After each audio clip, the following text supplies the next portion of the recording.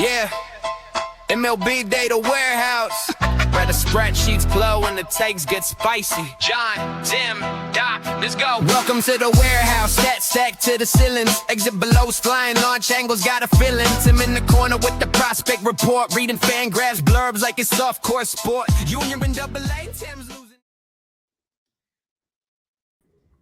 Welcome to the Prospect Warehouse Podcast. This is your host, Tim Kanak. You can find me on X at Fantasy Aceball. And John, jumping in right as the intro music was playing. How do you love that? Like, I was ready to go solo on this thing, and I texted John. I was like, look, you can just jump in and jump out as you need to because I know you're working. But we do have John, the Hefe, not the Heifer. I got it. UGH. I got enough done. I wanted to go cut my grass, but I'll do it later, I guess. You know, grass always grows, man. There's always a time to cut the grass. Even as soon as you cut the grass, you can cut the grass again. That's true. I hate looking at it being all like, even a little bit out of, I just, when I'm done cutting the grass, I'll just go in and take a shower, and I come right back out and I just look at it. I just look at the grass because it's so beautiful. So when it goes like a week without being cut, it looks terrible and I get uncomfortable. So you know you've made it when you don't have to cut your own grass anymore. So on that note, we need one subscriber to subscribe and literally in your subscription note, say for John's grass, just so he doesn't have to cut the grass anymore. Because guess what? If someone subscribes to MLB Data Warehouse and pays for John's grass cutting, maybe you need two people, maybe two subscribers. If two subscribers sign up to pay for, I don't know how much grass cutting is in Indiana. It would cost like $40 a week. Yeah. So that's two subscribers. That's a month. Two premium subscribers, right? Wow, that'd be $300. That would last 5 weeks, whatever, 7 weeks. So I like cutting the grass. It feels good. So. Yeah, but point being is that you are supposed to be a slave to the people who subscribe to MLB Data Warehouse and provide as much content as possible. And if you're too busy to cut the grass to jump on a podcast, then that's a problem. But it's in the I can't be in the basement for this long. I'm down in this basement for like 4 hours to start my day. I just start like losing my mind. I got to get some sunshine and get outside. But here we are. I'm on the same page, man. It's been the same thing. I've been on the computer doing accounting all morning, so fun. But anyway, we're here to talk about prospects. I've got the top 25 prospects. Maybe producer John can take over here. I kind of got some screens up, and I suck at it, so we'll let John kind of take over. Producer John, show some video and stuff like that. But usually when I do my top prospects, I'm going from reverse order to the front. But I am literally still writing this. I think last night I got to prospect number 77. So I'm going to give you my top 25. So we're going to start from the front side, which some of these guys should be pretty obvious. But we'll start with number 1, and that is Jesus Made with the Milwaukee Brewers, is the new number 1 prospect after all of the graduations. F-scores love this kid, John. He's a switch hitter, and he's like a real switch hitter because he's actually great from both sides of the plate. He has a 78% contact against lefties as a right-handed hitter and an 81% contact as a lefty against right-handed hitters or pitchers. So he's very good on both sides of the plate. My comp is a smaller switch-hitting Christian Yelich. Kind of has a similar swing mechanic to Yelich. Hopefully he doesn't have similar back issues to Yelich. And 175 age-adjusted WRC plus here. So 19 years old, a young 19 at Double-A. This dude is balling out, like ridiculous line, really. 278 batting average, 355 OBP, 455 slug, with 6 home runs and 18 stolen bases. Remembering that he's a 19-year-old doing that in Double-A. And I want to say that the Brewers Double-A is also in the Southern League. Yes, it is.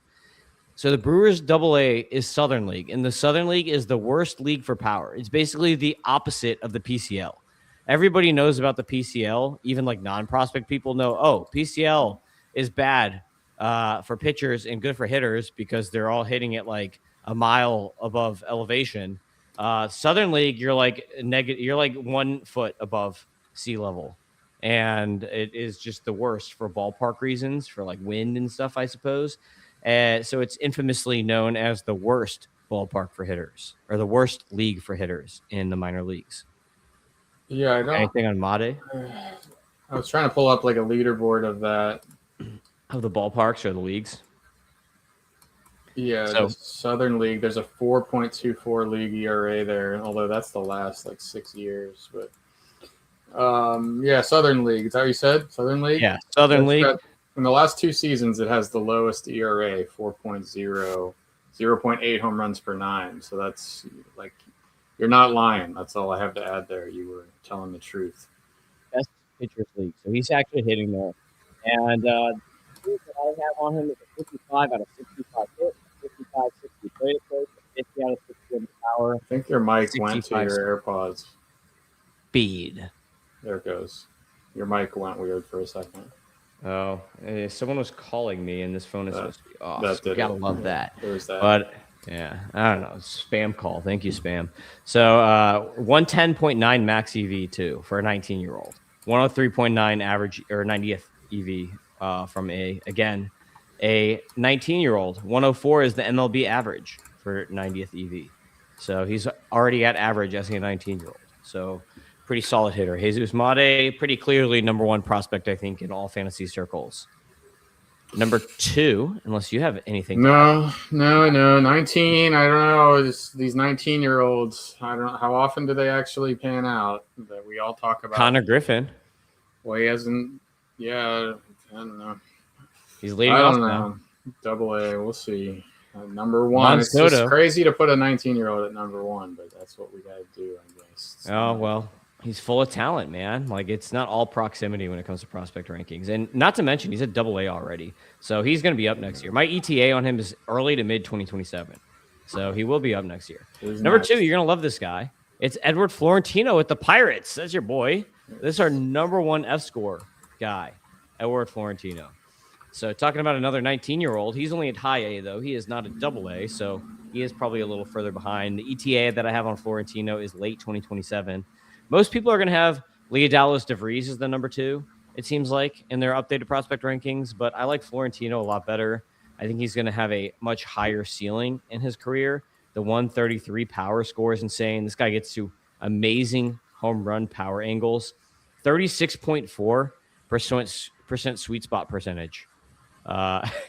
It's crazy. So what this kid can do. There you see the F scores on the screen if you're watching on YouTube. Or X Vision, 133 power, 104 hit, 108 discipline, 135 speed, 159 age adjusted WRC plus for a 118 grade, the highest grade for any hitter. But he sucks now. Look at this. Come on. That's like the last 2 weeks. He's fine, bro. He hasn't homered since May 12th. Since he's got the high A, he's hitting 221 with a 737 OPS. It's not acceptable. Yeah, he'll get there. It's fine. He's got to adjust. It's just simple adjustments. I mean, like, he had to move, man. He's even unpacked his boxes yet from moving. Where do you go? Probably from not. Bradenton to Carolina. Oh, yeah. Florida's way better, too. So he's got to get used to the weather, different people, different humans in those 2 different states there. But this guy, mad power, I give him a 55-65 on the hit tool because he gets just such good pull angles. Plate approach 55-60, 22% walk or 14% walk, 22% K. So that's very, very good for a power hitter. 60-70 on the power. So I think he's got 70 upside on the power. And then speed, I give him a 50 out of 60 on the speed. He's a better base runner than what we've seen so far this year. And he is fast enough that he could probably be like a 15 steal guy, maybe 20 steals in the majors. But it's kind of going to depend on if he wants to steal bags. Because if he's like a number 3 or number 4 hitter for the Pirates and you've got like Connor Griffin hitting in front of him, like let's say it's like 5 years down the road, are you really going to have him stealing bags? Like, is there going to be the opportunity for him to steal bags? I don't know. That's a good question because Florentino has like number 2, number 3 hitter kind of profile. So like long-term looking at the Pirates, maybe you have like Esmeralyn Valdez as your cleanup guy. You've got Connor Griffin leading off. You got someone else in there. Florentino is probably like your 2 or 3. So maybe he is not going to have the opportunity to run as much. But top 10 is lefty J-Rod. Everybody is, the Pirates are the best, everybody's favorite team, right? Can we all just agree that the Pirates are the best team to root for? Of course. They're fun. Seth Hernandez, Florentino. Merlin Valdez has me like really, half-mast.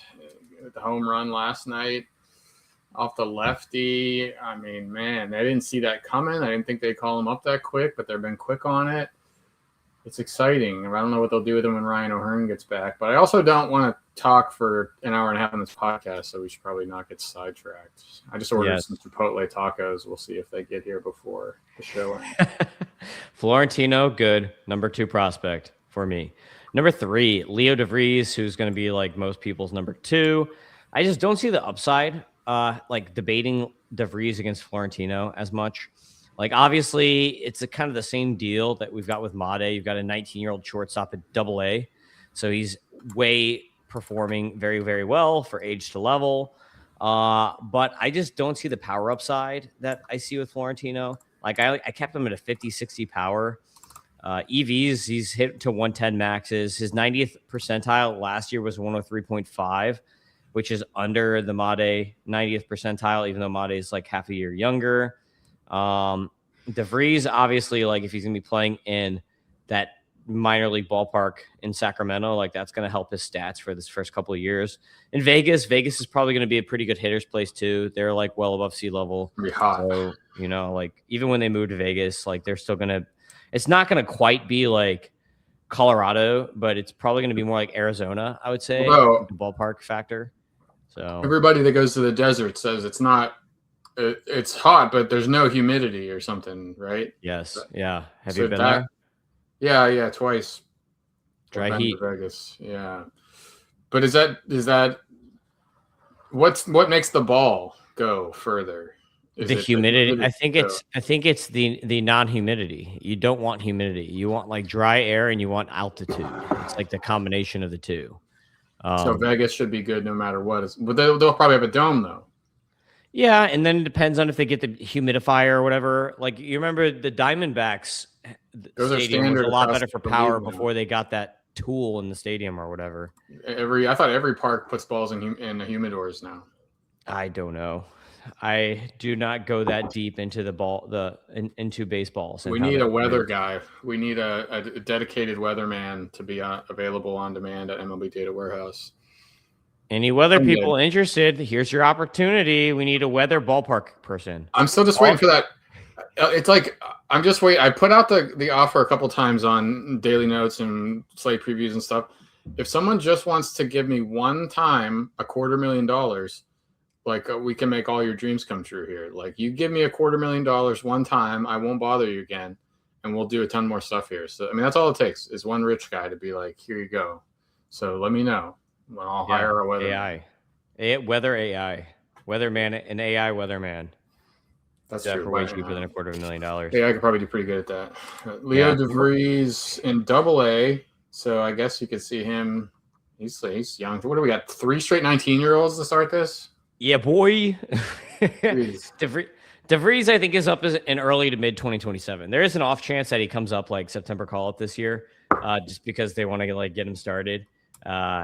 But yeah, he could be up at the end of this year, but I think it's more like early mid 2027. Confirms a switch hitting Alfonso Soriano at shortstop. Don't forget, Soriano used to be a middle infielder too. He was a second baseman for a hot minute. But lots of extra base hits last year, 51 in 118 games, only 10 so far this year in 39. So we would like to see more extra base hits. Steals are looking good though. Contact is looking good. Another switch hitting shortstop. Number 4. Wait, let me guess. I'm going to guess. I don't know your list. No. Is it a pitcher or a hitter? It's a pitcher. Cade Anderson. Boom, you got it. Number 4 is Cade Anderson with the Seattle Mariners.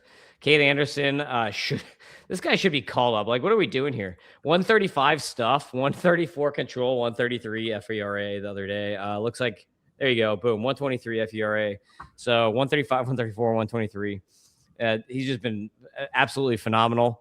40.8% K rate, 4.9% walk rate. Good for almost a 36% K minus walk, 19% swing strike rate. And this is a AA. This is not like an A ball. Like, yes, Savage was doing that in like A ball last year at this point in time. So keep that in mind when it comes to like promotions. Skeens and Burns pretty much came up around like June, July. Their rookie years. I think Burns was like a July guy and Skeens was like a June guy when he came up his first season. Yeah, it might be May, but yeah.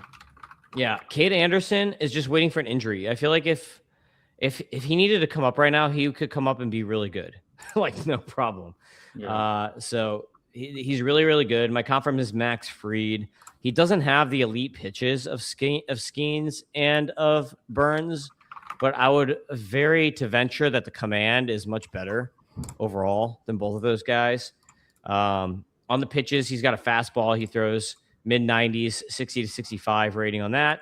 He has a high 80 slider, 85 to 88 miles an hour. I threw 55 out of 60 on that. Curveball, 55 out of 60, which is like 79 to 81 on the curve. And again, he's a lefty, slight build. Looks like Max Fried, doesn't he? My comp from? Yeah. Looks like Max Fried. Taller. Is he tall? Yeah. Max Fried's probably tall. These guys are all tall. I think they're the same, actually. 6'2" for Cade Anderson. So very good question. Let's see Max Fried here. Sick. He looks Max, so good. There's another Fried. How did Jacob Fried pop up here? Who the hell is Jacob Fried? Max Fried, 6'4", so Max Fried is taller actually than Cade Anderson, but they do have very similar body types, very similar mechanics, both lefties, both high command guys. Changeup 55 out of 60 for Cade Anderson, and a 60 out of 65 grade for me on the command. I might want to throw a 65 on that now. He might be a 65 command guy now. But this stuff is ridiculous. Like 20 inches of ride on the fastball. There's a reason he was the top pitcher picked in the draft last year. I don't like people like Flora. I think Cade Anderson is significantly better than Flora, who's going to be in this year's draft. But number 4 starter here, been bulletproof so far in his minor league debuts.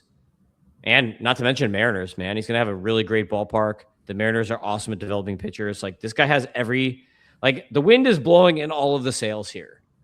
Yeah. Should I just pick him up now and drop this like Gage jump dude and just like sit on him? Or is it in a dynasty league, I would say yes. If it's a redraft league, I would say no. Okay. I mean, Hancock still gets it done, and they do have 6 starters going right now, but I don't want to miss it because in this league, the home league, it's just like auto pickup, like immediate, always for sale. So if I'll be at church or something or doing something important with my kids, like being a good man, and then all these degenerates that sit on their phones all day, like Clint, just sit there and they get to all these guys quick. So it's like, it's a disadvantage, but I guess it's not coming soon for Cade. Do you have an NA slot? The NA slot is a nice slot to have. Yeah, I don't have that. He'd be the one that NA slot. Would he be the one you put there if you'd pick anybody to stash? Yeah, because all it's going to take is an injury, and he's going to come up and he's going to be really good from the jump, I think. So get it? Because you said Gage jump. Yeah, that guy freaking stunk. He is not a top 25, so we will not be talking about him today. Number 5, outfielder Max Clark. Max Clark is still number 5 for me. A lot of people are like pushing him down because he hasn't gotten into a lot of power. But the good thing is Max Clark has been stealing bags this year, which is something that you and I talked about last year. I was like, what is wrong with this guy? How is his F speed so low? And he just wasn't running last year. But he's running, I think, at like a 23% clip this year right now? Hold that up. Sorry. On tab. It's all right. It's 23% as of my writing of my article on him, which was like 5 days ago. Boom, there. 11 steals, 1 caught stealing, 23% attempt rate. There we go. So only 2 home runs. People don't like that. But look at those nice, shiny contact numbers, John. 87.5% contact rate. What's that zone right now? Move over to that zone contact. 94. Oh, beautiful. 94.3 zone contact. Like, what? This is a 21-year-old in AAA. Amazing contact hitter, Max Clark. And this is the team that has Kevin McGonigal, too. So you're going to have, like, these 2, like Max Clark is going to be leadoff, and then you're going to have McGonigal hitting second. Like, it's going to be ridiculous, the amount of hits that these guys are going to get. It's going to be like a 90s team. You're going to have 2 300 hitters, like, back-to-back in the lineup. That's, like, unheard of this day and age. But Max Clark, the good thing is he's stealing bags, amazing contact, great plate skills, 10% walk rate, only strikes out 15% of the time. So great plate approach. I threw a 65 out of 70 on the hit tool for him, 60 out of 65 on the plate approach, 45 out of 60 on the power. And you might say, how does this guy have a 60 potential power, Tim? What are you doing here? He only has 2 home runs this year. He only had like 12 or 15 or something last year. What are you talking about? Well, he does have really, really good exit velocities still. So despite him not having a lot of home runs. He does have a 116 extra base hit plus. Scroll down to the exit velocities, John. Let's show off these exit velocities here. Dude, that's broken. Oh, what happened? So I don't know. I don't know. 24/90th exit velocity. It's everything says 24. I can't figure it out. The data is fine. It just says that everybody's average exit velocity is 24. I don't know, man. I'll fix it eventually. But so pre-broken, the good thing is that in my article I took screen caps before it broke. So we have a 104.3 90th EV before it broke and a 111 max EV. So he's hitting the ball harder than the average major leaguer already as a 21-year-old, which is why you could see him growing into potentially plus power.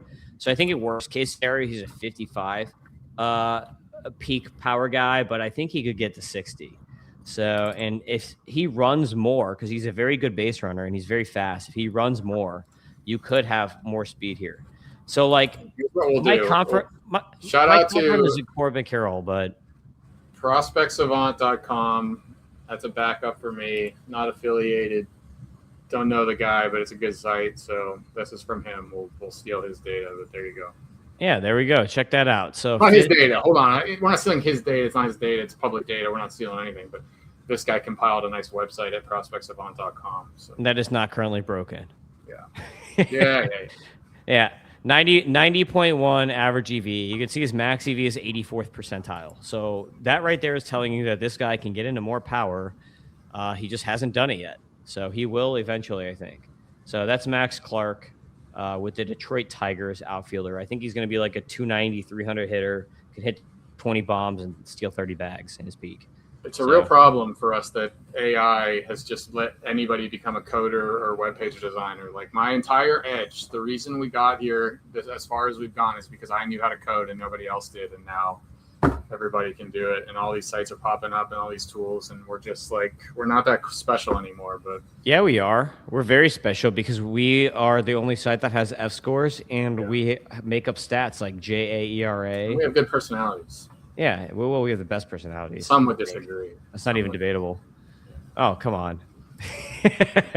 Number 6 is shortstop Aiden Miller with the Phillies.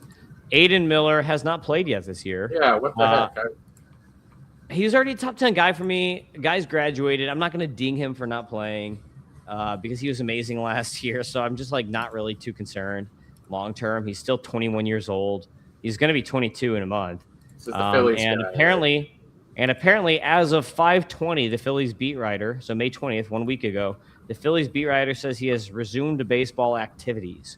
So based on that, one can assume that within the next couple of weeks, he'll probably be back in the ball games. But Aiden Miller has a lot of power, a lot of speed, and the dude runs a lot, and he's a shortstop. So you got a lot of stuff here. 25 home runs last year. So what is that? 80? That's not 80. You did not have 84 steals, bro. What? That is not accurate. That's the sum of all of them. Look at the bottom. Okay. Yeah. I was gonna say, you had 58 steals though last year. Look at the bottom row there. Yeah. So that's pretty solid. 58 steals, 45% attempt rate, 80% success rate on a 45% attempt rate is also very impressive. And I think that was all at AA last year too. But he's also a really good hitter, so good contact skills, 78% contact rate, 88% zone contact rate last year. So we have a above average to plus hitter. So I threw a 55 to 60 on the hit tool. Then walk rates, 15% walk rate, 23% K rate. So he doesn't strike out a lot and does walk a lot. So I'm giving him a 55-60 plate approach. Power 55-60 because he had 14 home runs last year. The exit velocities are plus. So he's going to get into more power as he ages. And it's funny because when he was first drafted, everyone thought he would be like a power first guy.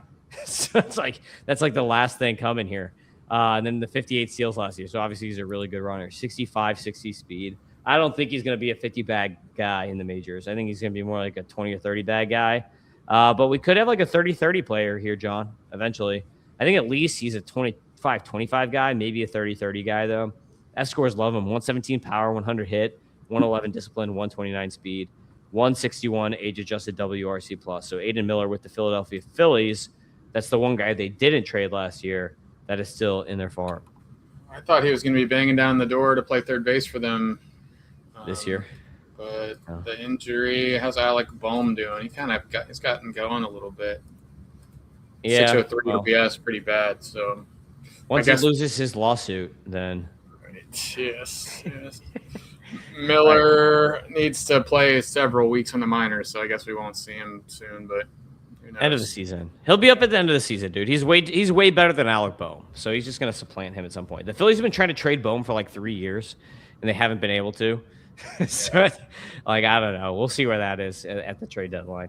Number 7 is a pitcher. Do you want to venture to guess who it is? Seth Hernandez. Ding, ding, ding, ding, ding. Number 7 is Seth Hernandez with the Pittsburgh Pirates. So you got 2. You just had Connor Griffin as your former number 1 prospect, and now you've got 2 more Pirates here in the top 10. That's how lovely. That's great. Seth Hernandez, number 7. Basically just been completely ridiculous this year. 143 stuff, 130 control, 120 FERA. The dude has a 33.6 K minus walk rate so far. He's basically been unhittable. Like, the only base runners that have been allowed so far are basically like guys that he's walked. And just the pitches are insane. My comp that I threw on here is Jose Fernandez mashed with pre-TJ Andrew Painter. He's really good. He's got a fastball that he throws 102 with arm side run. That's a future 70 grade pitch. I've got a 60 out of 70 on it right now. It's going to get more swings and misses than it currently has. And it's kind of funny. Look at that, John. The strike rate on his fastball has the worst strike rate of any of his pitches that he's thrown so far on our pitch level data from low A, because his command on his breakers is so good. Like, you never see that. And the reason that happens is because the fastball, he's always throwing high in the zone. So sometimes he's throwing it just a little too high in the zone and the guys don't swing at it, whatever. But You think it should get more whiffs. I mean, it doesn't have a ton of whiffs, 12.8% swinging strike rate. That'd be very good against major league hitters, but you would think it would be more, throwing 97, 98, 99, 100, whatever he throws, gets up to 102 or something. But yeah, I don't know. It must be kind of flat or something, but it's good to see this slider changeup curveball. I mean, how many guys have like 99, 100 in low A with slider changeup curveball? It's pretty wild. Well, he's got good command of all of them. Also consider this. His pitch has like 18 to 19 inches of induced vertical break, and it also has 8 inches of horizontal movement. So you've got it moving a ridiculous amount, and it's coming at you like 102. So like everyone watched in that game where Max Clark was hitting and Seth Hernandez was pitching, and he's like, what the when that pitch came? Like, how many guys in A-ball are, and remember, Max Clark has a 95% zone contact rate. We just talked about him. So like, if Max Clark is saying that about Seth Hernandez pitching the first time he threw to him, what are these low A guys doing? They probably just don't even know what to do with that pitch. So they're not going to swing at it, which is obviously you're not going to get whiffs if you're not swinging. So maybe the call strike rate on that pitch is significantly higher than the whiff rate, just because people like don't even know what to do with that at that level. Yeah, I don't have whiff rate on the dashboards at all. I prefer swinging strike rate, but that's a good point. So for anybody confused by that, swinging strike rate is whiffs divided by total pitches. Whiff rate is whiffs divided by swings. So it really, whiff rate isolates when the batter's trying to do something with it. I like swinging strike rate just because it's, show me how often overall rather than looking for swings and stuff. But that's a good point. If nobody can pull the trigger on a pitch, you're not going to have a high swinging strike rate, and it's whatever. Seth Hernandez is great. Just hope he doesn't have to get like multiple elbow surgeries before we can get him in the majors in a couple seasons. Yeah, I know you're against using other people's stats, but we should maybe throw whiff rate and CSW on there. I think CSW does better justice than swinging strike rate, actually, for that reason. We have CSW. But not on a pitch level data. Oh, yeah. We have it overall, but it'd be cool to have that on a pitch level data for sure, I think, because that might tell us a better story on that fastball. But anyway, he's got a changeup that I threw a 70 out of potential 80 grade on. You can see the changeup was getting a 32.8% swinging strike rate. And what was the ground ball rate on that same pitch? Like, basically everything is either a swing and a miss or a ground ball. That changeup. Like, nobody's doing anything with that pitch. So let's go. Zoom to the right. There we go. 60% ground ball rate, and then that's a curveball swing strike rate. That was the curveball. 40% ground ball rate, change up, 43%. Yeah, that's ridiculous. Yeah. So the slider, he's throwing 87 to 89 miles an hour. I threw 55 out of 60 grade on that slider. The curveball, 50 out of 55, and then the command of 55 out of 60. So Seth Hernandez is a future ace. The only thing that kind of sucks is like the Pirates haven't signed Skeens yet. I just can't imagine a rotation of like Skeens is your number one, Seth Hernandez is your number two, and then you've got like Bubba Chandler, I guess, is your three. That'd be insane to have to face that. So you don't like Ashcraft. This is freaking insulting. Yeah, Braxton Ashcraft is the second best pitcher for the Pirates. Yeah, he is. I mean, Chandler just has better stuff, but I agree. He is currently the second best pitcher. The Breakers are very good. Spend them all. Let's just spend all the. Yeah, exactly. Don't sign anyone new. Just extend the guys that you have. Use the money to extend, and that's it. Number 8, second baseman. That's what she said. Second baseman, Travis Bazzana with the Guardians. So Travis Bazzana making a nice bump up the rankings here from 25 to number 8. He is healthy now. He's been very good in the majors. It's kind of funny. His numbers in the majors are actually like better than what he was doing in the minors. So I don't know. He's just making it work in the majors. But F scores, 104 power, 101 hit, 113 discipline, 110 speed. In the minors, he had 2 home runs and 8 steals with a 18% walk rate and a 21% K rate on the year. And the majors, what is he up to now? I think 3 home runs on the majors. I've got him on a fantasy team.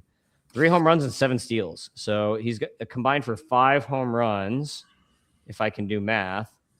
5 home runs with 15 steals. Pretty solid for Travis Bazzana here.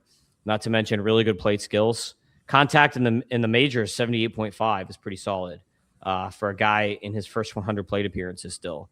So he's making the first 100 plate appearances look silly compared to a lot of these other guys when they first come up. But hit tool, I threw a 55 out of 65 for him. Plate approach, 60 out of 65. Power, 50 out of 55. And speed, 60 out of 65.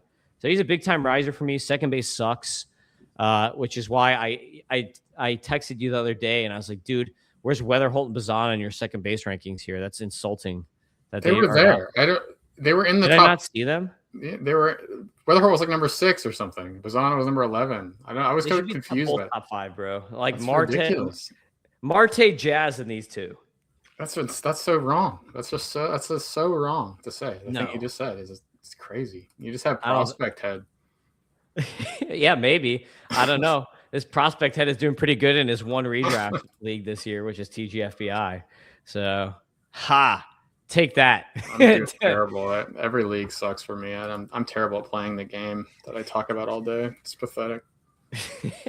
Bazzana has a 328, 338 BABIP here. I mean, he should run like 340 BABIPs. He's fast. So his own contact rate's only 84%, so he'll probably start striking out a little bit more.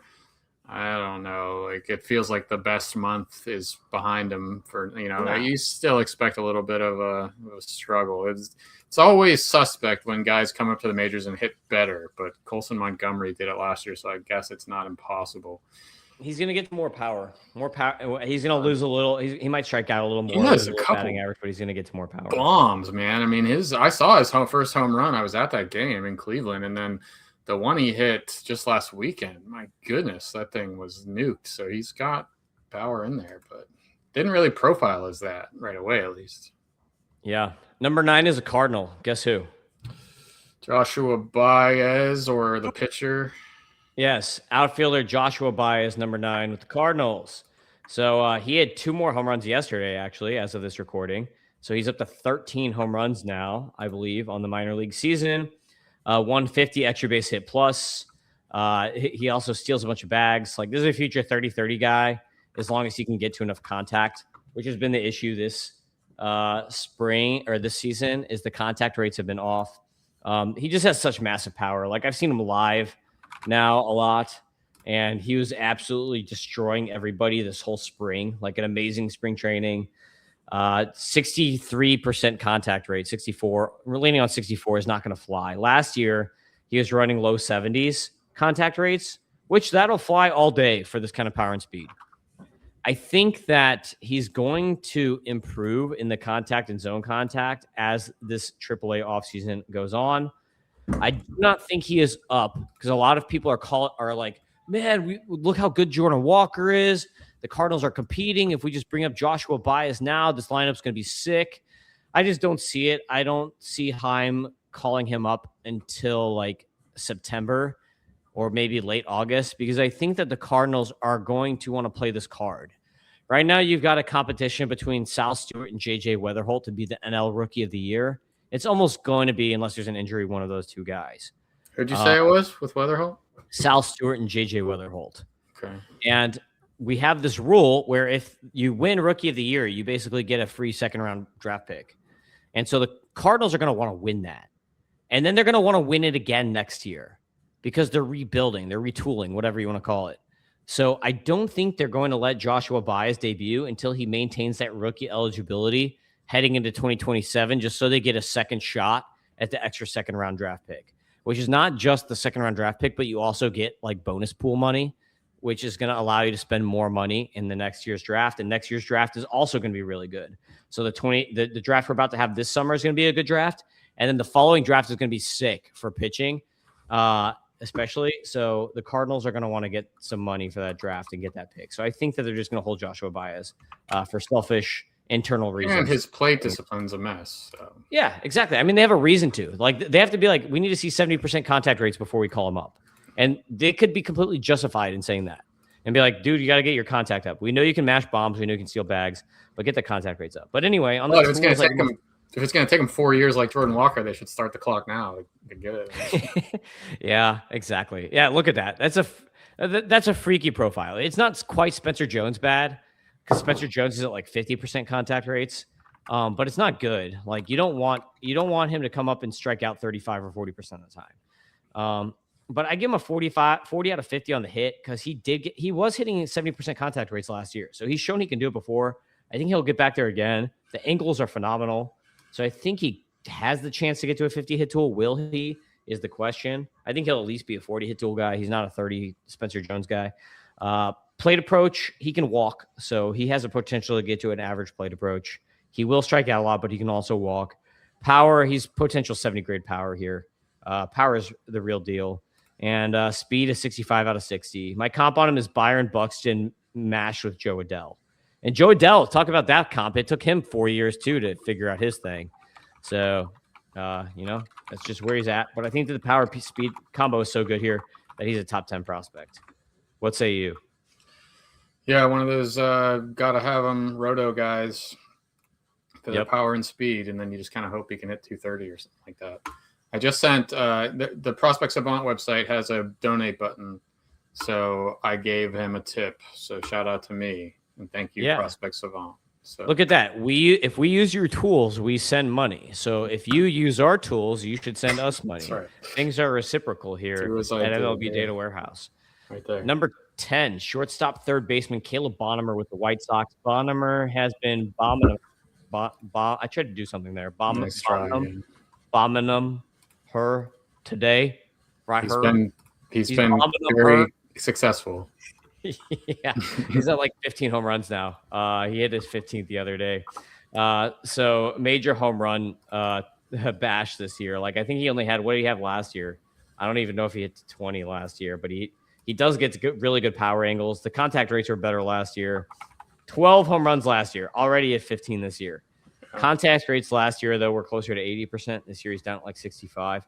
So he's kind of doing this Josh Baez thing where he's definitely selling out for power. And he's probably just sick of high A because he's destroying there. 151 WRC plus.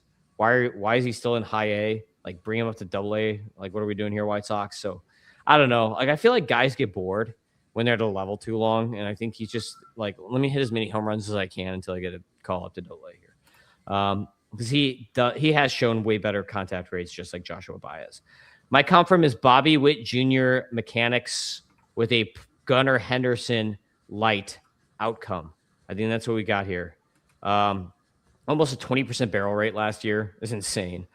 Hit tool 45 out of 55. Plate approach 60 out of 65 because dude takes a walk and doesn't strike out very much until this year. Power 55 out of 65 and a speed 55 out of 60.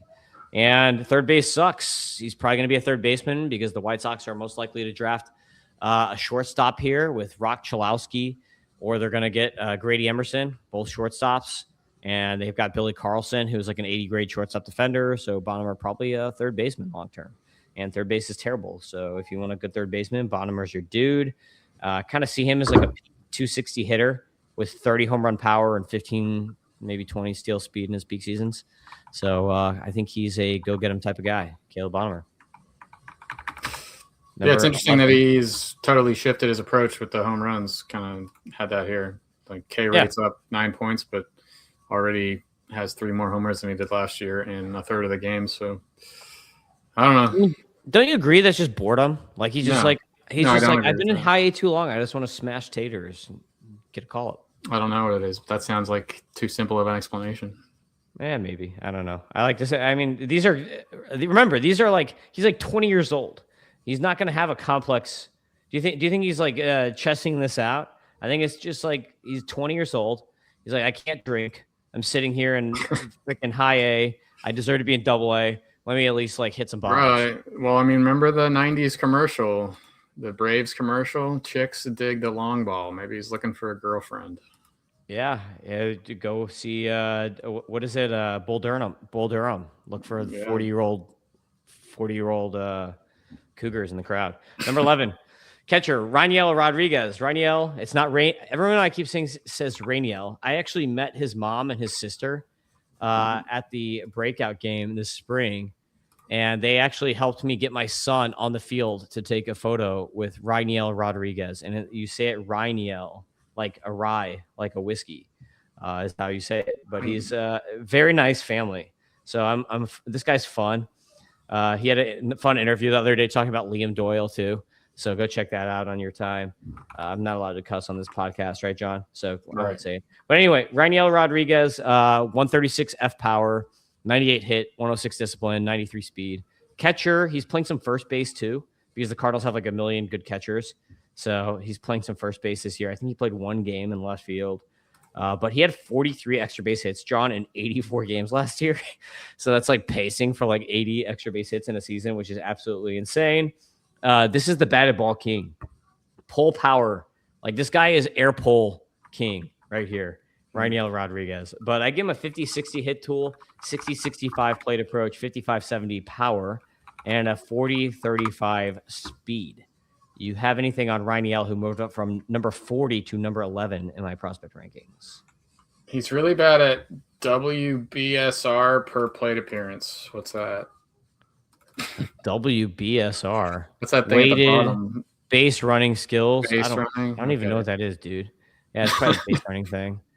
WBSR, base running. Speed is bad. Okay, that's who cares? We don't care about that. He's going to be a catcher, yeah. Yeah, he looks like a catcher. He's got a catcher's bod, dude. Pounds the ball. Number 12 is Luis Pena. We got to move things along here if we're going to get sure to 25. do. My tacos are sitting on the porch, I think. Yeah, that's all right. We'll speed up so John can eat. Number 12 is Luis Pena with the Brewers, second baseman or third baseman because you got Made at short. He had a weird dugout incident. I don't know if he's back yet. Let me check on him. He like passed out in a dugout, John, like in the end of April, and everyone's like, what happened to him? And they said it's an illness. Oh, okay, good. He began his rehab assignment on May 22nd, so that's excellent. He's playing in Complex League right now. Just demolishing Complex League, just stealing bags, doing whatever down there. 3 games. So he'll be back in Double A or in High A or Double A pretty soon here. He was hitting 372 in High A this year, John. 372, 462, 512 slash line. He should not be in High A. He should be in Double A. He has one of the best hit tools in the minors. Top 3 to 5 hit tool. He's up there with like Max Clark and Franklin Arias is Luis Pena. He's got some power. He's got some speed. Kind of does it all. My comp that I wrote on him is a righty-only Francisco Lindor, mechanics-wise, with a light Jose Ramirez skill set. Hit tool, 50 out of 65. Plate approach, 55 out of 60. Power, 45 out of 60. Speed, 60 out of 65. If you want the full rundowns on these guys, make sure you read the articles when they're out. Then you can actually read into all this stuff. So we're just going to kind of breeze through some of these so we can actually get to all these guys. We could just do a second part 2 next week or something. I have 150 guys we're going to talk about. Part 2 is going to be 26 through 50, bro. I'll just give peak outcomes here. I think peak profile here is a 25 homer guy with 25 steals and a 270 to 280 hitter. Number 13, Thomas White with the Marlins, who hit the IL as soon as Robbie Snelling did because they're like, nope, not ready for call-up. He's got mechanics issues to work out. Doc and I talked about this on Doc's Dynasty Hour last week, so check that out if you want to hear. I have a conspiracy theory on Thomas White, so if you want to check out my Thomas White conspiracy theory, check that out. But comp is Carlos Rodon, Arsenal with Nick Lodolo mechanics because he's got kind of a similar arm slot lefty thing going on here. But he throws 101 from the left side, 60 out of 65 on that pitch. Sweeper is a 50 out of 60. And he brought back his old slider, John. So last year, he eliminated, 2 years ago, he threw a slurve. He eliminated it and switched from the slurve to the sweeper last year. And now he's throwing them both. And the slurve is actually outperforming on pitch level metrics there. So that slider you see there is actually not a regular slider. That's a slurve. So he's throwing an old school slurve against a sweeper. And that slurve, you can see, is outperforming the sweeper. 16% swing strike rate versus 11 on the sweeper. So now that he's mixed the two in, the slurve is actually outperforming for tunneling reasons, I'm sure. And then the changeup, he's got a 60 grade changeup, 60-65 on that changeup. And then he's got a splitter too that he's trying to mix in. So he's got two changeups here. He's got a regular sinking changeup, and then he's got a splitter, but he's only thrown the splitter 8 times. So we really don't have a lot on that for Thomas White. The command is really what he needs to work on. 35 out of 45 on the command here. That's his big issue. You could see that the only thing he's throwing for strikes 50% of the time is the changeup, actually, versus the other pitches. So it needs to work on command here. It's not quite like Quinn Matthews, like, woo, blow up a AAA, but the command has definitely tanked a little bit this year. I think he's a future number 1 starter. So I think he's an ace potential here. Thomas White, number 13. Got anything on him? No, tacos. I'm thinking about tacos. Okay, 14. Josue DePaula with the Dodgers. Comp for him is lefty Jordan Walker. Hits the ball on the ground too much. Got to get the ball in the air. He's got the body to get the ball in the air more. He's actually doing it this year, which is good because he was not doing it before. So last year, he only had 29 extra base hits in 102 games. This year, he has 16 extra base hits already in 40 games. So getting the ball into the air a little bit more. Tools-wise, I give him a 55-60 hit, 60-65 plate approach, 45-65 power, 55 speed. And yes, I did move Josue DePaulo back ahead of Edward Quintero, who we'll get to later in the pod. But top of the line, peak DePaula, I think 30 bombs, close to 20 steals, maybe like 18 or whatever, and 265 batting average for Josue DePaula peak. Okay, number 15. My chair is stuck. Oh no, you're stuck in there, producer John. Oh, gosh, what did you just do? just dropped everything. Just destroy your whole computer. That's good TV right there. If We're you are still not live. listening, you now have to watch on YouTube or Xvision to see that John just destroyed his whole setup. What happened was I had the standing desk up, and then I dropped it, but my chair was under it, and my chair got wedged, and I pulled the chair. It knocked my Mac over, and it knocked water all over the ground. But we're okay. I can't believe the connection survived that. But. Yeah, that's hilarious. Number 15 is Walker Jenkins. You gotta go. I gotta get some paper towels. You do this. Okay, I'll I got it. I got you. For you. Just put Walker on there. Yeah, there we go. Walker Jenkins, Walker Texas Ranger. So he's hurt right now, of course. This guy's like basically the new Chase DeLauder, just hurt all the time. He's really good when he plays. He's a top 10 prospect for me last time around because I was like, maybe he's going to be healthy this year. Turns out no. So Walker Jenkins, he's just going to become like, I guess, a top 20, 30 prospect because of injuries. But Chase DeLauder is now healthy, and you can see how good Chase DeLauder is. So I think Walker Jenkins is kind of just following the Chase DeLauder out here. Be hurt your whole minor leagues and then come up and be good in the majors. But my comp for him is Larry Walker Jenkins, / Freddie, outfield version of Freddie Freeman here. Really good plate skills, really good contact rates. Big dude that will grow into power. So I think once he gets to his peak, he'll get into power. But his first few seasons, he might be like an 18 to 22 home run guy. But I threw 60-70 on his hit, 55-65 plate approach, 45-60 power, and a 55 out of 50 on the speed. Peak projection for him that I have is I think he's going to be in his peak like 25 to 30 homer guy, 280 to 290 hitter, 10 bags a year. So think of like a Freddie Freeman light in the outfield if you can stay healthy. Number 16. We've seen a lot of this guy lately. Ryan Waldschmidt, outfielder with the Diamondbacks. He's been really good, stealing a bunch of bags. Great contact so far. I think he's hitting like 350 in the majors. In the minors, he was hitting 289. So good 77% contact rate, 86% zone contact. The weird thing is he has no home runs so far. So Ryan Walshman, when he was drafted out of Kentucky, was the StatCast darling. He was known in Kentucky for insane exit velocities and then for being fast. And they're like, this guy has a lot of tools. And he didn't really have a hit approach, but now he's got a really good hit approach and plate approach. And my comp from is David Wright Light as an outfielder. Very similar. Watch the mechanics. Very similar mechanics. But he's stealing a bunch of bags in the majors. Good batting average so far. He has a 112.5 max EV in the minors this year. Last year, 49 extra base hits in 134 games. So he's got power. He just hasn't gotten into it yet. I think peak, if you want to hear a peak for Ryan Walshman, I think this guy's a 260 to 280 hitter. So, no, I don't think the 350 batting average that he has so far in the majors is real or will stick. And I think that he could be a 25 to 30 homer guy with 20 steals. So, really good player here. How hard does he hit a ball? I'm cleaning up water drips and stuff. That was a disaster. What happened there? That's okay. He's hit a ball, max EV 107 so far. 9.8% barrel rate though. 101.6 90th. So it hasn't gotten the EVs in the majors, but yeah, in the minors he had a 109 90th and a 112.5 max. Wow. So, I mean, think about it this way too. Maybe he hears us talking and he says Tim and John say that every rookie comes up for their first 100 plate appearances and they suck. Yeah. So I'm just going to try my hardest to make contact so I don't suck and get through that first 100 plate appearances, and then I'll start hitting for power. Good call. That's definitely it. Or his mom listened to the podcast and told him, hey, you need to do this because Tim and John said so. Yeah. It's probably more likely because the parents love us. Number 17, Kalen Culpepper. Dante Culpepper's son, shortstop. Hit his, I think, 11th or 12th home run in the minors yesterday. So hitting bombs, stealing bags. Comp from is Dansby Swanson. Good power speed here. Solid hit tool. 50 on the 50 on the hit approach. Or on the hit tool. Plate approach 60 out of 60. Power 55 out of 55. Speed 60 out of 55. So what do those rankings tell you? Those grades? I tell you, I think he's like maxed out, basically. I think he is who he is. He's not going to really get any better. And the Twins are like just burning time right now by not promoting him. I think he should be up. He's probably better than Royce Lewis, despite Royce Lewis hitting 4 home runs in 4 games or whatever, AAA.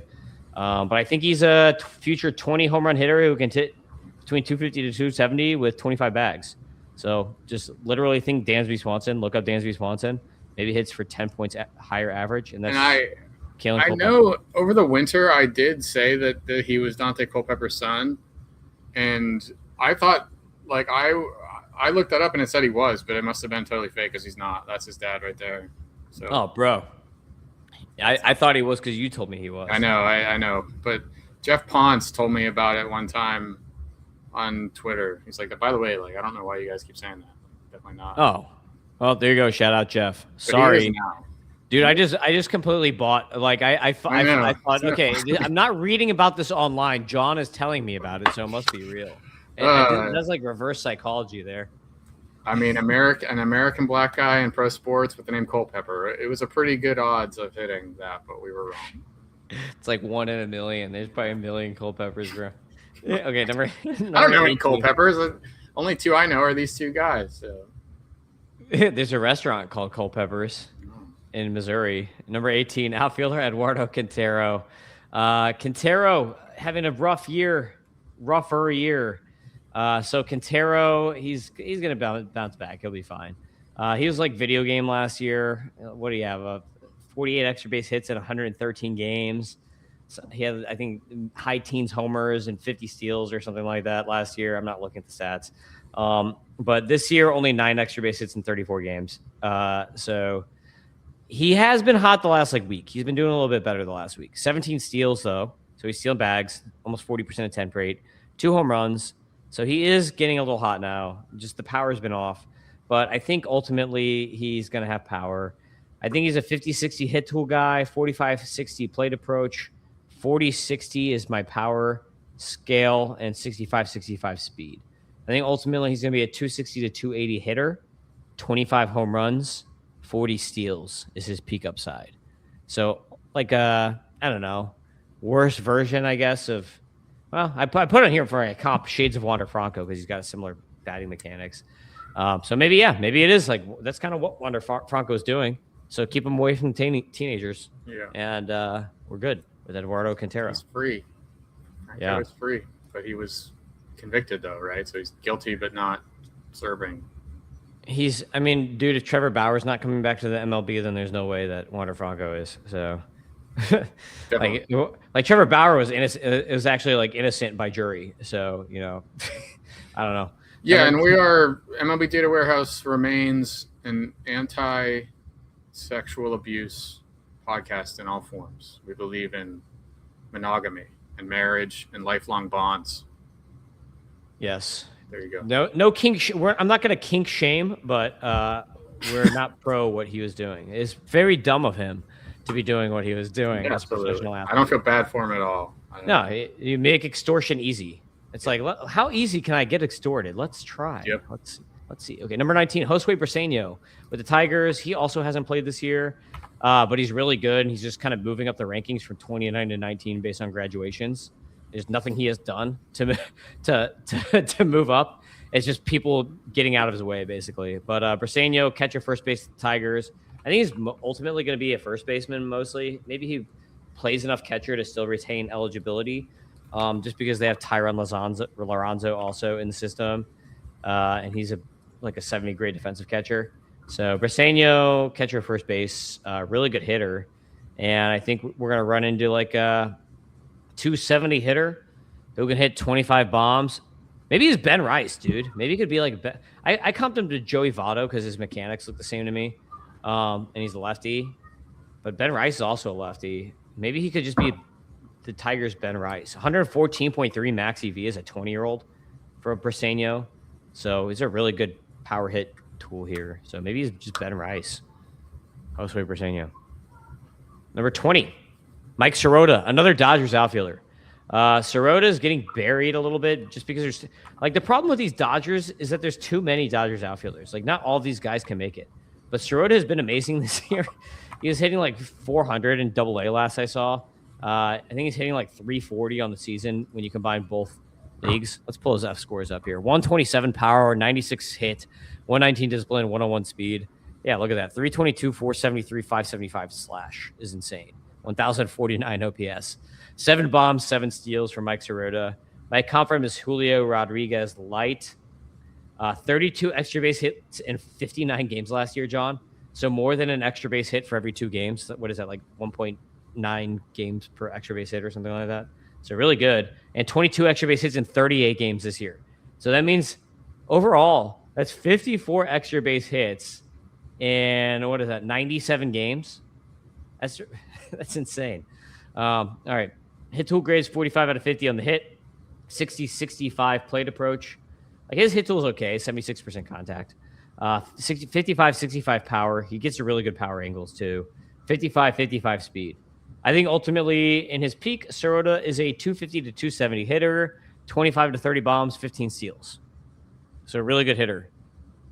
Think maybe like a better Teoscar or something like that. You like that as a Dodgers comp? That's a logical replacement too.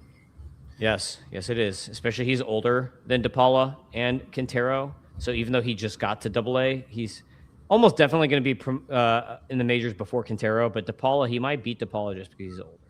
Even though DePaula's I'm gonna go get my tacos. Who's next? I'm gonna go get Bryce Rayner, number 21. Only 5 left. We're almost there. Hitters. Five players in 5 minutes. Number 21, shortstop Bryce Rayner hit the ball like 116 miles an hour the other day. So we got another Tiger here. His hitting the ball very, very hard. 110.5 90th EV is insane. 8 steals, only 3 home runs despite hitting the ball that hard because he's hitting the ball on the ground way too much. 17% barrel rate is good. My comp from is lefty Carson Williams with a better hit tool and plate skills, but he's actually, based on his contact rates, looking like a legit lefty Carson Williams. He had better contact rates last year pre-injury. Contact rate this year, 63%. So that is very Carson Williams-like. But hopefully he's better than that. Hit tool right now only have him a 25. He's a 25 out of 40 on the hits. 30 out of 50 on the plate approach, 55 out of 65 on the power, 55 speed. I don't think he's up anytime soon. There's no reason for them to call him up. They got McGonigal at shortstop right now. They've got Briseño coming. They've got Max Clark coming. Like Bryce Rayner, they can take their time with. He needs to develop way better hit tool and contact rates before he comes up. And even three Tigers in the top 21 here. Tigers and Pirates are filling it up. Yeah, and 2 Cardinals too. Brewers. So, yeah, Brewers too. 2 Brewers. Peña and Mate. Number 22 is Franklin Arias with the Red Sox. This guy I had as like a top 40 prospect. Dropped him down to like 70 because I was like, this guy's just not going to hit enough power. And then now he's smashing bombs. So basically, he's a righty Luis Arias with more power. It's like what he is. This guy was running like 90% contact rates last year. Now he's down to 82.7. Oh no, 83% contact rate. I think we'll trade that off with the now 11 home runs that he has. So I think that you'll take, instead of Luis Arias, 90% contact rate is what he was doing with like 10 home runs. I think we'll trade off, 20 points of batting average to add on like 10 or 15 home runs. Yeah, like nobody, high contact rates are almost surely bad for power. I mean, some guys can do it. There's some guys, but you pretty much have to pick a lane, contact or power.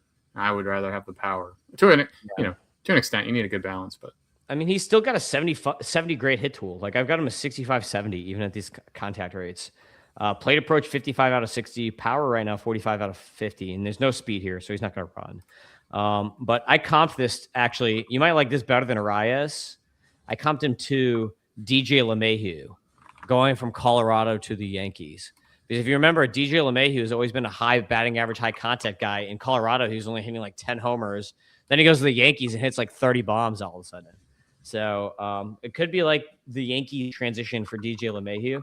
So I think that he's going to be like a 290, 300 hitter who can hit 15 to 20 bombs and then, steal 5 bags or whatever. He's a shortstop now. I think he moves to second eventually. But he's a really good hitter, and now that he's getting to power, it makes him more of a fantasy asset. Without the power, it's just kind of boring. Yeah, like that. Lefties and righties both as well. You need the power. Yes. Also, he's 20 years old. Also, he's 20. Yeah, and he's 20 years old at AA. I should mention that 146 age-adjusted WRC plus. So we're just talking about a bunch of 20-year-olds, 19-year-olds today. Oh, you want an 18-year-old? Here's an 18-year-old. Shortstop Eli Willits with the Nationals. So he was the first overall pick last year, stealing a ton of bags.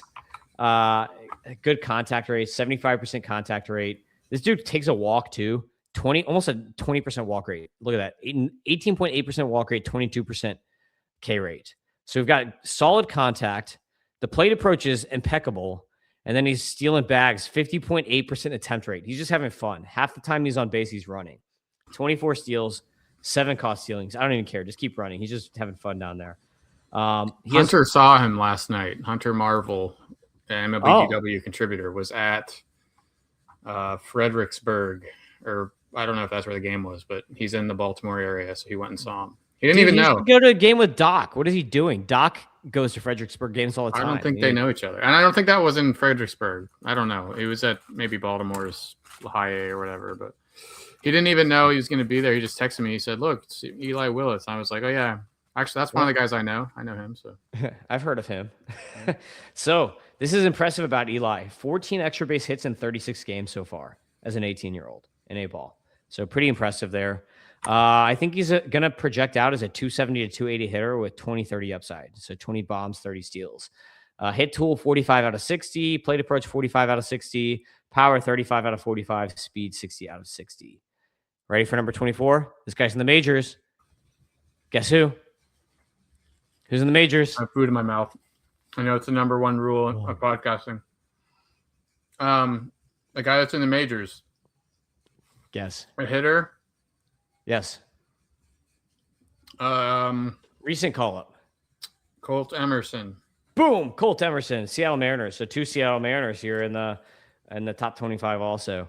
But yeah, Colt Emerson, everybody knows who he is by this point. I guess there's probably no reason to really talk too much about him in the interest of everybody's time. But I would like to note that his contact rates dropped so far this year in the minors in exchange for power. And we're kind of seeing that also in his majors transition. He's not transitioning as well as Ryan Walchmit, because Ryan Walchmit's mom listens to this podcast and tips Ryan Walchmit off on, hey, your first 100 plate appearances are really going to suck. So just try to make contact and don't do anything else. So Ryan Walchmit's mom, friend of the show, Colt Emerson's parents, apparently not. But Colt Emerson, I think he's going to potentially peak out as a 270 to 280 hitter, 25 homer power, 15 steal speed. Kind of boring, but he's going to be like a safe anchor type. Like he'll probably be like in a TGFBI type league, like a consistent, like 5th to 8th round pick or 6th to 8th round pick, something like that in leagues. Yep. Slow start in the majors, 170 expected batting average, but parents, listen to the show. Then you will know. Number 25. This is a new one. Pedro Ramirez, another call up recently for the Chicago Cubs. You don't know how much it pains my heart, John, to put a Chicago Cub in the top 25. Yeah, I'm with you. At least they're losing. Yes, but Pedro Ramirez was too good. I couldn't not put him. Come from his Jose Ramirez light with reverse splits because it's, I don't know. Like his splits are just the other way around than Jose Ramirez. Like his power comes from the other side and the contact comes from the other side. So basically, Pedro Ramirez is a switch hitter who plays second and third base, always had really good contact rates, and then this year all of a sudden has amazing power, just kind of out of nowhere. His exit velocities are up 3 miles an hour across the board from average to 90th to max EV. Apparently he had a 113 mile per hour hit this spring, but the best that I have is 110.8 from our MLB data warehouse data, 106.2 90th EV, and a 23% air pull rate. This was all in the minors. So he got into power, had 9 home runs before the call-up with 19 steals, only caught stealing 1 time. So very efficient on the base pass. Not to mention 85% contact rate, 93.5% zone contact rate. So we're talking a really good hit tool. This guy walks 10% of the time, strikes out 16% of the time. So solid plate approach. With now, he went from below average power to slightly above average power, if not maybe leading plus power. We'll see how that plays out in the majors. And he steals bags too. So this guy's basically doing everything. Like there's no reason for us not to put him up this high. He's basically kind of like Jose Ramirez, who came out of nowhere as a prospect. Like nobody knew who Jose Ramirez was. He was supposed to be a defensive first prospect, Jose Ramirez, and be like a hit guy. They're like, this guy has a good hit tool. He can steal some bags here and there. He has no power, and he's pretty solid at defense. And then he comes up and just starts hitting bombs, and they're like, oh, I guess he can do everything. So like, I kind of like Jose Ramirez is really like a perfect comp for Pedro Ramirez. Not to mention they have the same last name too. So I doubt that Pedro Ramirez is the son of Jose Ramirez, unless Jose Ramirez really, really got started early. 14 or 12. Yeah. So I doubt this is a father-son situation here. So no Dante Culpepper situation here. But he's really good. He's up in the majors. He's probably owned in every league by this point. If he's not owned in your league, you should go at him now. Even he's not going to play. No, you shouldn't. No, they're not going to. Where's he playing? I mean, because Swanson and Horner. Matt Shaw was still playing almost every day. If Pedro Ramirez just comes in and takes Matt Shaw's playing time, but he can't play the outfield. Like, hey, this kid is good, and then he plays more, then I think you should add him just based on his potential alone. Did he play the outfield? No. He's got second base and third base appearances so far. So I think he's going to be like a halftime player, unless he can play outfield and just hasn't shown it yet. But the Cubs really don't need him right now, unless they give up on Swanson, who isn't hitting. But so he has been up for 4 games. He started 2 and then 2 bench appearances. Yeah, that's not good. Yeah, it's not ideal, but I mean, like if you're in a redraft league, and it depends on how deep, I guess. If you're in a 12-team redraft league, then no.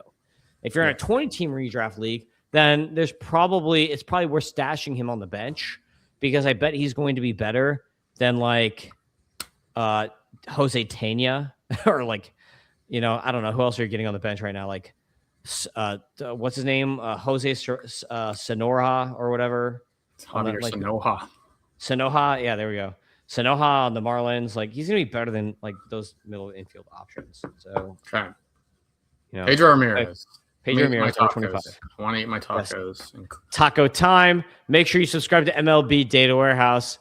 so that you can so John doesn't have to mow the lawn anymore, and he can eat tacos and talk baseball with me. I could have just not done DoorDash and saved, and then had someone cut my grass for me. It would have been about the same price. But yeah, but then you wouldn't be eating. You would have no food. You'd be like me, because I'm currently fasting. So I have not eaten anything in like 40 hours or something like that. And I have a whole extra day to go. Oh, man. Yeah, that's mean. All right, subscribe to MLB Data Warehouse. We'll see you next time. Peace out, everybody. Big Data Warehouse. Yeah, we bring the spree. Prospects, DFS, betting strategy. John's grumpy, Tim scouting like a man possessed. Doc drafting comeback stories better than the rest. But the tools are elite and the content's free. And your fantasy trophy gonna look prestigious.